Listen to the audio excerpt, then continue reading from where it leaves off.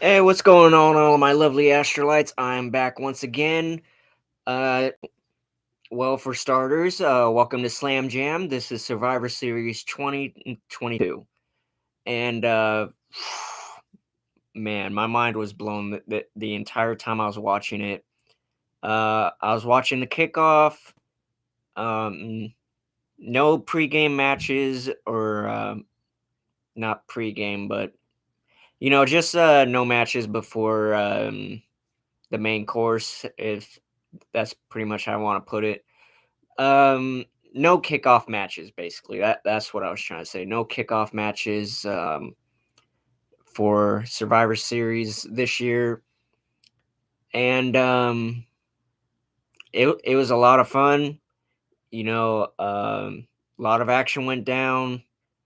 Uh, champions championships changed hands and things like that. So, without further ado, let's check out what happened here. So, the first match of the night was Bianca Belair, Alexa Bliss, Asuka, Mi Chin, Mia Yim. Mi Chin is Korean for crazy, basically. But anyway, returning Becky Lynch, the man, Big Time Bex is back. So I'm pretty stoked about seeing what's gonna happen because excuse me, because she's gonna come back better than ever and things like that. And she even said that in the press conference. I'll probably talk about that in a little bit. But anyway, it was that match or that team, sorry, against the members of Damage Control, Bailey, Dakota Kai, Io Sky, as well as the unhinged Nikki Cross and Miss Brutality herself, Rhea Ripley. And as far as I can remember, Bianca was the one who started the War Games match, mostly because she she had experience in that area, so she knows what the rules are, how to get things done, and it sucked on the down part of that is that Rhea Ripley was the one who got the advantage. So, after 5 minutes went by, another team member came in on on the side of Damage Control. Basically, is how I put it. But as soon as all the members were in the ring, as per match rules, the bell rang. And the announcer was like, "Let the war games begin." So it was pretty amazing. Lots of jaw dropping moments in this matchup, but uh, pretty much the team of Bianca Belair got the victory over the team of Damage Control. So that's what happened during the first match. And let me see if I could fix this camera for you guys. I know it's a little bit high. Okay, that's better. So anyway, our next match is longtime friends started turned bitter rivals. Can't get the word out.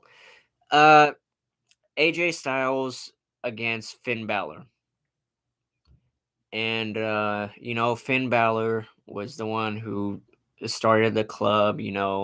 Balor Club and then Bullet Club, and lots of renditions from that point on. You see it all over T-shirts and things like that. They really left it out in the ring. This was really personal. They were longtime friends, dating back all the way in Japan, and you know, um, they were both evenly matched. So it was hard to tell who was actually going to end up winning the match. But then AJ Styles, he pulled through. Uh, and once more, a phenomenal performance from him. He defeated Finn Balor, and good on him, and as well as good on to the OC. They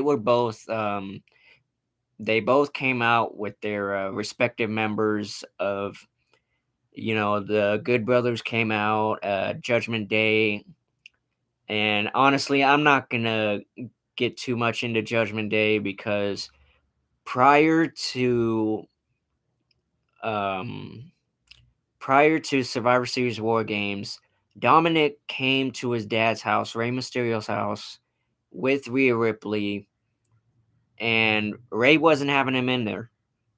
Like, he even said, "I don't want to deal with whatever it is.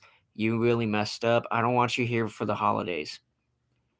And so they barged in pretty much, took out Ray in his own home. By the way, Ray, I hope you're doing better. I hope your foot is healing.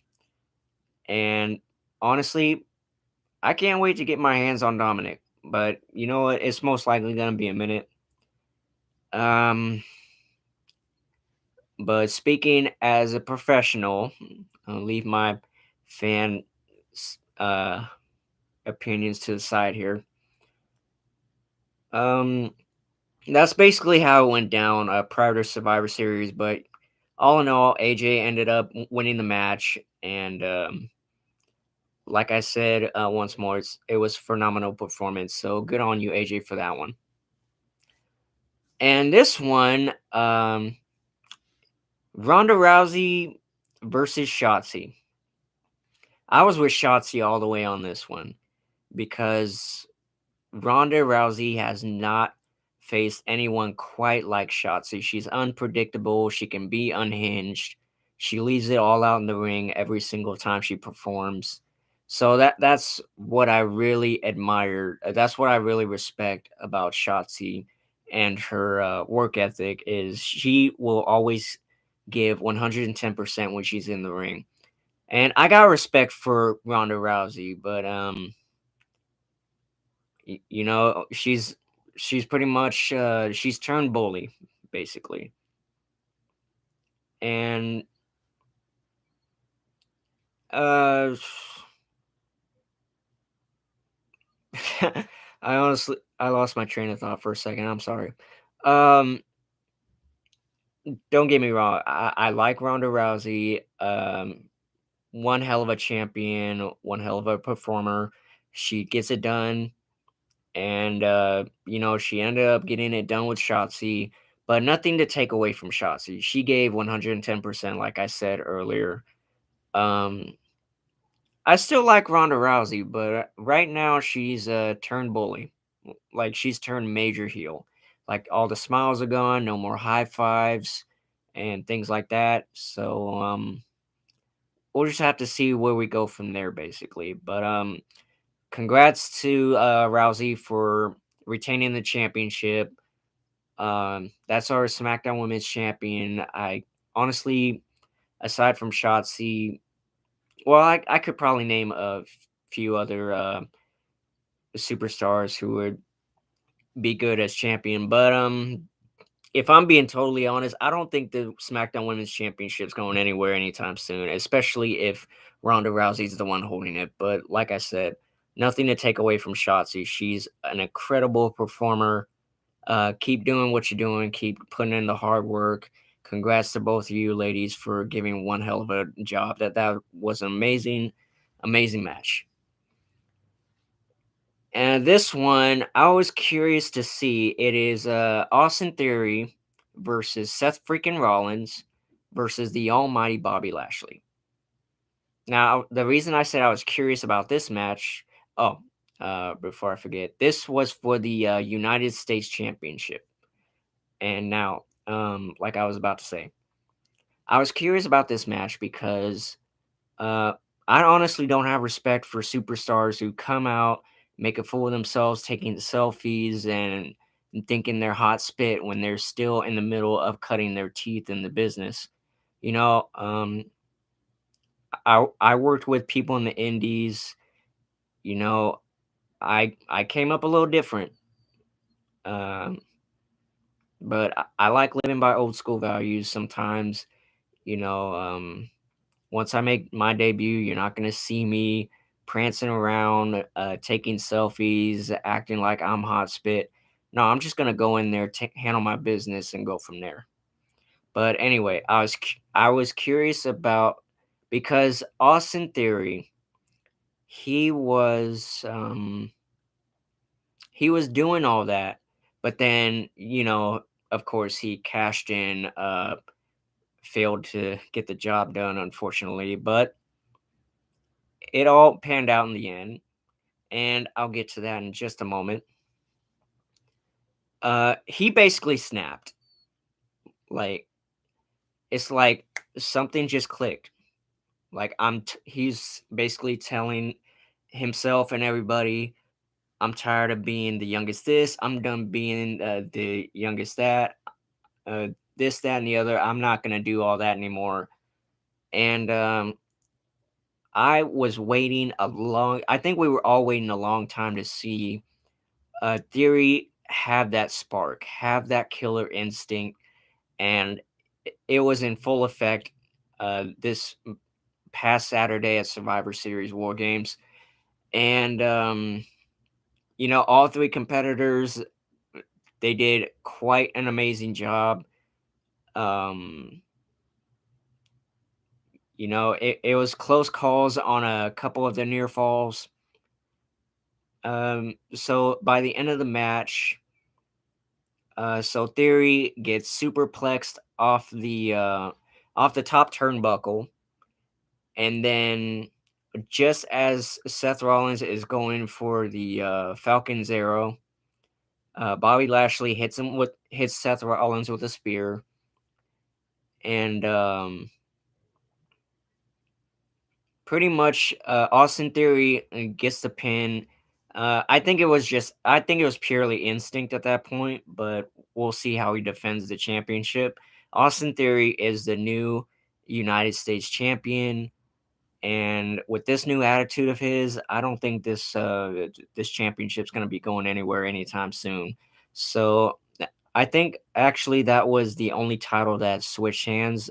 There were only two championship matches, but nonetheless, congrats to Theory for getting the championship, getting the job done like he said he would. Um, Tomorrow, Monday Night on Raw, he's probably gonna say where he stands as United States champion. So be on the lookout for that if you plan to watch Raw this Monday. And for the final match, it was the Bloodline and Honorary Uso, Sami Zayn against the Brawling Brutes, Kevin Owens, and Drew McIntyre. Now, this was a physical battle. This was just brutality at its worst.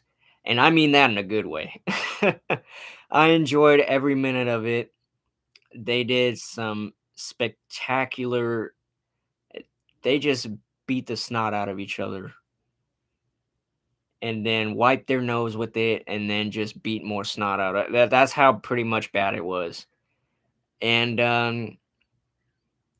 prior to the match, earlier in the night, Roman had a talk with Sammy because this past Friday, Kevin Owens had a talk with Sammy saying that, look, we're basically friends. We're just about brothers.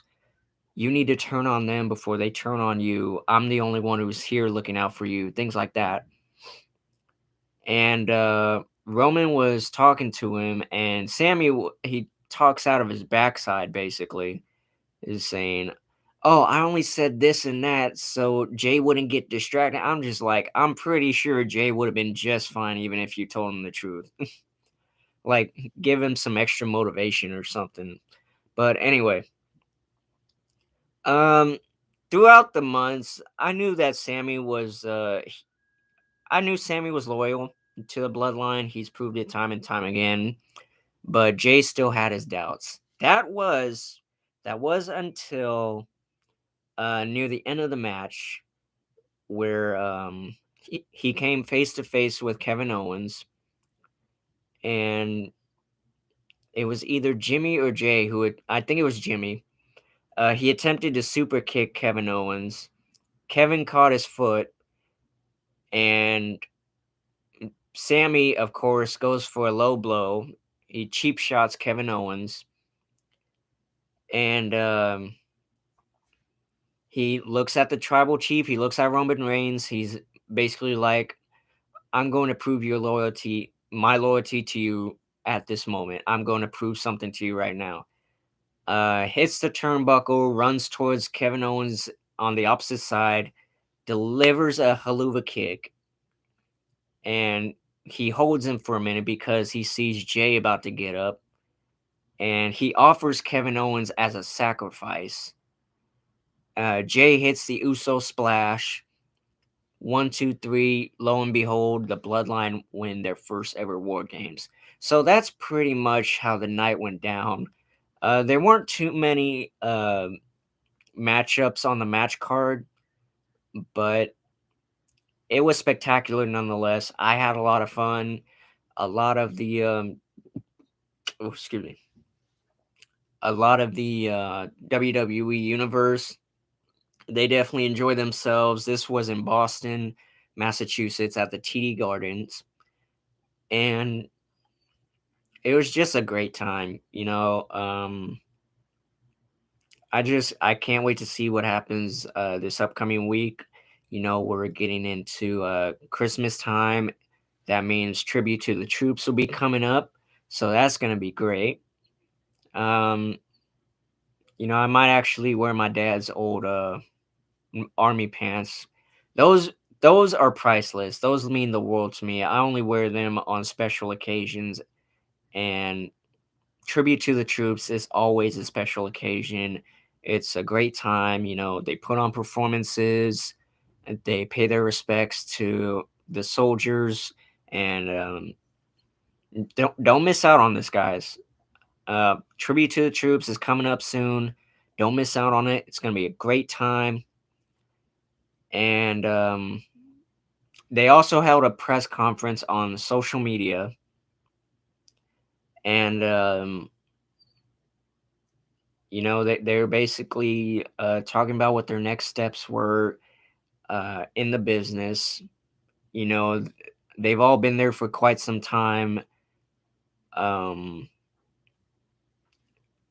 Paul Triple H Levesque, he was basically saying, because somebody asked him, "Do you see War Games being a permanent solution or permanent pay per view for Survivor Series, or do you see it being its own pay per view?"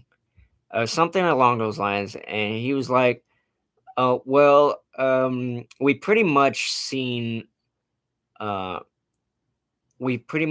how great War Games has been just for tonight, and he could probably see War Games in the near future because that was a sold out crowd. Everybody loved seeing Survivor Series um, pretty much being leveled up, having War Games as a part of it.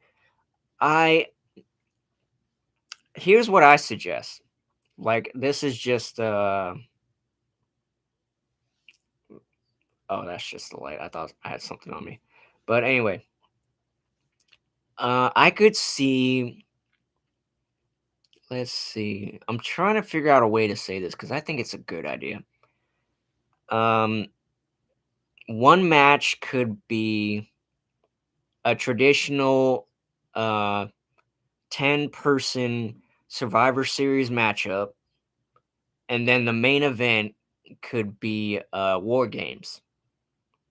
Like, that's just an idea I have brewing. Like, because we don't really see those anymore. We don't see those these days. Survivor Series, um, like a traditional 5-on-5 10-person tag match. And if we could have that, uh, maybe a couple championship matches, and then the main event could be War Games. I think that could be something.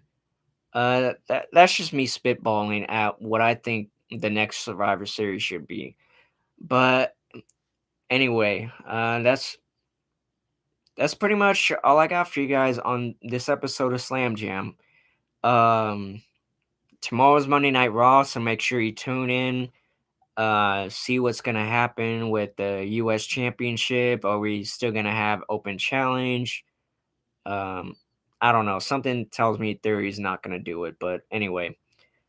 Um, I'm just excited for this week. We're getting to close. The end of the year is around the corner. 23 is going to be a great year, not just for myself, but for Juliana as well. Uh, as a unit, I'd say. Together, we're going to have a great year. We're going to have a new place, bigger space, things like that. So, guys, uh, get your resolutions together because I guarantee you that 23 is going to be the place to be. I guarantee it.